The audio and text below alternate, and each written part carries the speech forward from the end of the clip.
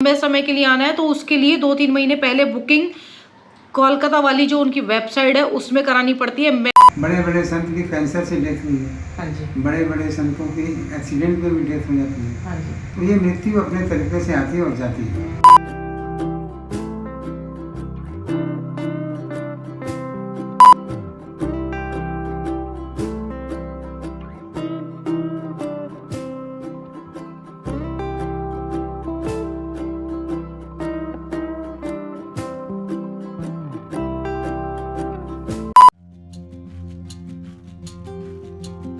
ये अब हम बिल्कुल पार्ट 2 जो वानप्रस्थ आश्रम का है लास्ट में आ गए हैं एकदम।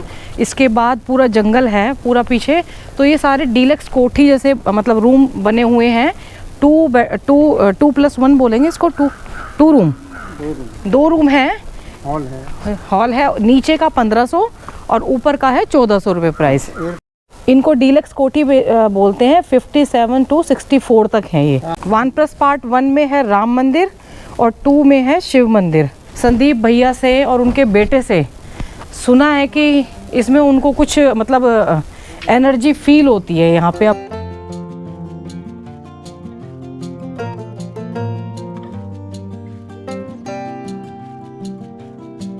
ये 51 से 56 है और वो 57 से 64। मैंने भाई साहब से रिक्वेस्ट किया, मैं ऐसे ही घुस रही हूँ। ये है 1500 वाला रूम। इसमें एक आपको पूरा हॉल मिलेगा। नमस्ते भाई साहब।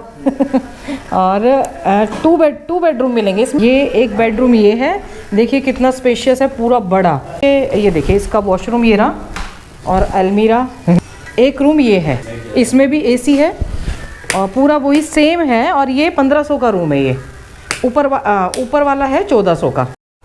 इसमें अटैच्ड बाथरूम है इसके साथ ही। और देखिए कितना साफ़ सुथरा, मतलब टाइल्स बताती हैं, बाल्टियाँ बताती हैं, मतलब ये चीज़ें बताती हैं कि कितना साफ़ सुथरा है। क्योंकि फैमिली आती है तो फैमिली वालों को बहुत से लोग मांगते हैं, होटल्स में नहीं मिल पाते हैं, तो ये रूम बहुत अच्छे हैं यहाँ के। ये किचन है, भाई साहब ने बोल रहे हैं उन्होंने खुलवाई नहीं है क्योंकि कैंटीन में ही खाते होंगे।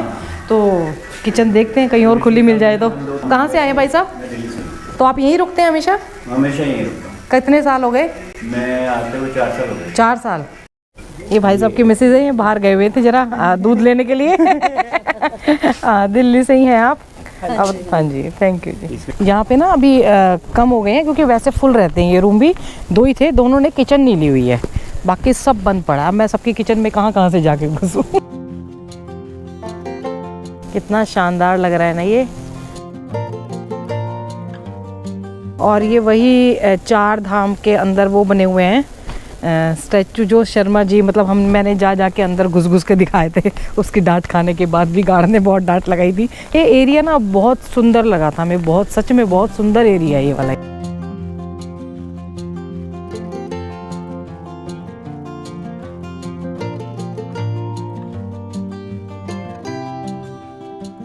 बहुत ही बढ़िया एरिया है। देखिए गंगोत्री, यमुनोत्री, पंच केदार सब और 4 धाम सब कुछ बना हुआ है इसके अंदर। आपको अगर किसी को देखना है ना तो हमारा शर्मा जी के साथ वीडियो है, मैं वीडियो का लिंक भी डाल दूँगी, पिन कर दूँगी उसको, तो आप वो देखिए एक बार ज़रूर। वो बहुत मन से बनाया गया वीडियो था। ये गुप्त काशी मंदिर है, ये गरुड़ मंदिर, ये मद्मदेश्वर मंदिर है। मैं जितने मंदिर दिखा रही हूँ ना उन मंदिरों में मुझे जाना है। ये है आपका केदारनाथ धाम। हर हर महादेव। देखिए जा नहीं पा रहे हैं लेकिन भाव होना चाहिए, नहीं तो इतनी जगह कहाँ मिलती। कितने अच्छे तरीके से देखिए, ये पीछे तुंगनाथ मंदिर है, आगे बद्रीनाथ जी का मंदिर है। ये बद्रीनाथ धाम है। ये देखिए गोमुख भी बनाया, गोमुख का भी बनाया हुआ है। ये गंगोत्री धाम का मंदिर है। आश्रम में एक चीज़ देख रही हूँ कि यहाँ पे ना लोग साधना के लिए आ रहे हैं। अभी मंत्रोच्चारण की आवाज़ आ रही थी, मंदिर में भी लेडीज़ कर रही थी, और इधर मैं पीछे से आई तो यहाँ भी बहुत मंत्रोच्चारण की आवाज़ आ रही। तो जो आश्रम की जो फीलिंग है ना वो पक्की, मतलब ये वो यहाँ से आ रही है कि जो आश्रम में लोग आके भक्ति करते हैं। ये यमुनोत्री धाम है जहाँ मैं भी नहीं गई हूँ आज तक। और एक बात और बताती हूँ, जब भैया यहाँ रहते थे संदीप भैया, तो आप देख रहे हैं कितना साइलेंट है। पीछे ही नीलकंठ मतलब वो पैदल मार्ग है वो वाला जाता है जहाँ से, तो भैया कहते थे कि 3 बजे के आसपास हाथियों की जो आवाज़ आती थी ना, जानवरों की, वो मतलब ऐसा लगता था कि हम जंगल के बीच में, जंगल ही है पूरा, क्योंकि इसके पीछे कुछ है ही नहीं, पूरा नीलकंठ पर्वत, मणिकूट पर्वत है और गांव है पीछे पूरे।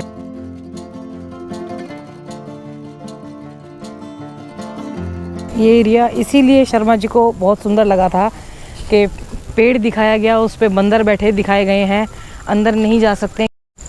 जब हम क्रोध की अग्नि में जलते हैं तो इसका धुआं ही हमारी आंखों में जाता है। ये देखिए, एक ही पेड़ पे बंदर बैठे हुए हैं, मोर बैठे हुए हैं, चिड़िया बैठी हुई है, बाघ भी बैठा हुआ है, टाइगर भी बैठा हुआ है। तो ये जो नेचर के प्रति प्यार भी दिखाया गया है ना, ये अद्वितीय है।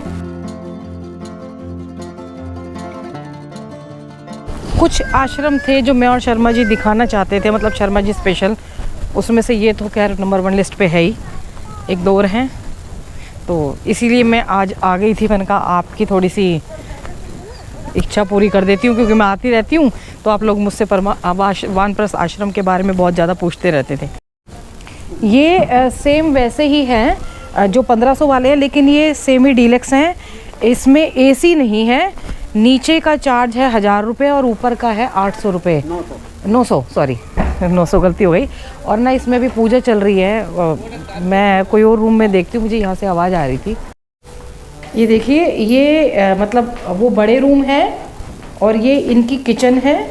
किचन के चार्जेस मैं बता दूं कि बर्तन ये सब यहीं के होते हैं, इनके अपने होते हैं। ये जितने भी बर्तन हैं वो यहाँ आश्रम वालों के हैं, ये कुछ नहीं लेके आते। और जैसे ये लोग काफ़ी टाइम से रह रहे हैं, तो वही 2 रूम हैं, ये 1 रूम है। हाँ, लाइट मेरे इसमें है, ये देखिए गीजर इसमें भी मिलेगा। और ये लोग काफ़ी दिनों से रह रहे हैं, तो ये अभी अपने हिसाब से रखा हुआ है वॉशरूम ना, वैसे शीट वगैरह सब साफ़ है।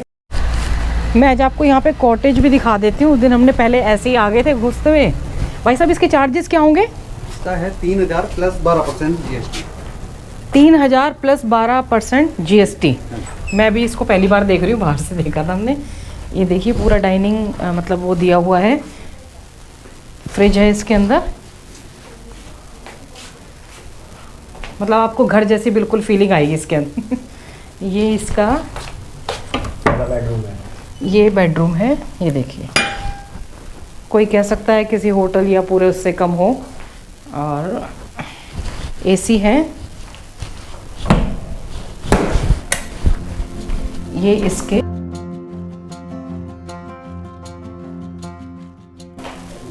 इसमें अटैच बाथरूम।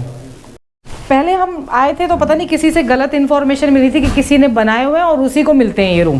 तो इसकी बुकिंग भी कोलकाता से ही वहीं से होती है। तो अभी ये ग्रुप आ रहा है तो उसके लिए खोला गया है। ये ग्रुप की बुकिंग है, वहाँ से हो रहा है। वहीं से कितने महीने पहले होती है इसकी भी? करीब 1.5 महीने। तो वो GST कितने के बाद लगता है? जैसे 3000 के बाद आप बोल रहे हैं ना GST, 2000 से ऊपर। 2000 से ऊपर के रूम में GST लगेगा। ये यहाँ की कैंटीन है। तो ये टाइमिंग कितने बजे होती है भैया स्टार्ट? 7 बजे से होता है इसका स्टार्ट। ये है 75 रुपीज़ की थाली है। दूध का ये 25 रुपये का ये है ग्लास। देखिए ये सारा पूरा यहाँ पे लिस्ट दिया हुआ है। और देखिए हमने ना यहाँ पे आलू का पराठा खाया था। खाना मैंने और शर्मा जी ने खाया था। शर्मा जी को बहुत टेस्टी लगा था। हालांकि आज मैं खाना नहीं खा रही हूँ, आज मैं बाबा जी के पास खाना खाऊंगी। भोजन का मंत्र दिया हुआ है, ओम अन्नपूर्णे सदा पूर्णे शंकर प्राण वल्लभे ज्ञान वैराग्य सिद्धर्थे भिक्षाम देही च पार्वती। और ये मैंने कितनी बार लिया होगा, ये कितना सुंदर लगता है ना यहाँ पे। और अब बाबा जी के पास आ गए हैं, देखते हैं। अच्छा, ये वाला बाबा जी का जो रूम है ये 1500 का है। और ये किचन है। ये बाबा जी से मिल लीजिए। राम राम। राम राम। हाँ जी। और ये पद्मनाभ है, इसको भी जानते होंगे। ये देखिए, ये 1400 का रूम है। और ये हाँ, ये तो बाबा जी के साथ कितने सालों से हैं बाबा जी? महाराज जी 11 साल हो गया। 11 साल हो गए, है ना? और बहुत बढ़िया खाना बनाते हैं हम। अब मेरी बेटी को ना, मैं बताऊँ, शिवांगी को मैं खाना मतलब इतना पसंद नहीं आता। वो कह रही, मैंने कहा बाबा जी, मैंने कहा कह रही बहुत टेस्टी खाना लगा महाराज जी के हाथ का। ये बाबा जी का रूम है और पीछे इसमें गार्डन भी है। कितने प्रोग्राम किए थे यहाँ पे, वो हम सब ने दिखाए थे बैठ के शर्मा जी के साथ। हम फिर से एक बार बाबा जी के सामने आ गए हैं। बहुत से प्रश्नों के आप लोग पूछते थे और कुछ हमारे मन में भी है, बेटियों के मन में भी है, क्योंकि बच्चे बताते नहीं हैं, बच्चे अंदर अंदर फील करते हैं। मैंने आज दिया से भी पूछना चाह रहा, मैंने कहा कुछ प्रश्न हो तो बाबा जी से पूछ लेना। तो पहले बोली प्रश्न नहीं है, फिर कहती कभी लगता है भगवान है, फिर पापा जी, उसको रात को पापा जी के अपने मतलब विचार आने लग जाते हैं, तो कह रही कभी लगता है कि नहीं है। तो बच्चे बहुत से, आपको पता है कि आजकल के बच्चे बताते नहीं है, मिली थी तो बता दें, है ना। देखिए जो जन्म लेता है वो तो शरीर उसका छूटता ही है। हाँ जी, वो अलग अलग तरीके से उनकी मृत्यु होती है हर आदमी की। हाँ जी, बड़े बड़े संत की कैंसर से डेथ हुई है, हाँ जी, बड़े बड़े संतों की एक्सीडेंट में भी डेथ हो जाती है। हाँ जी, तो ये मृत्यु अपने तरीके से आती है और जाती है। अब डिप्रेशन से निकलने वाली बात है, तो जो मनुष्य ईश्वरपंथी है, जो ईश्वर पे वो अच्छी तरह से समझता है, उनकी वाणी पर भरोसा करता है और उनकी वाणी को आत्मसात कर लिया हो, ऐसे आदमी को किसी भी स्थिति में डिप्रेशन नहीं आता है। मुझे वो कभी कभी बोलते थे आपकी बात तो भगवान सुनते हैं, हाँ, तो आप बोलिए ना मुझे जल्दी ले जाएं। हाँ, तो मैं बोलता था भगवान अंतर्यामी है, हाँ, तो उसको बोलने की जरूरत नहीं है। जो जितना समय जिसको जो भुगतना वो भुगतेगा, फिर चला जाए, क्योंकि जीना मरना तो लगा रहता है। अभी मेरे से एक अब लेडी- संसार में दो तरह के आदमी हैं, जो ईश्वरपंथी हैं और संसारपंथी हैं। संसार तो जो संसारपंथी है वो दुखी होते हैं दुखी होते हैं, और ज़्यादा प्रसन्न भी हो जाते हैं, थोड़ी बहुत चीज़ें मिल जाती हैं। हाँ, और जो ईश्वरपंथी हैं, बहुत कुछ मिल जाए संसारी चीज़ तो वो उछलते भी नहीं है, नाचते भी नहीं है, और बहुत बड़ी से बड़ी संसारी चीज़ चली जाए तो उसके लिए दुखी भी नहीं होते।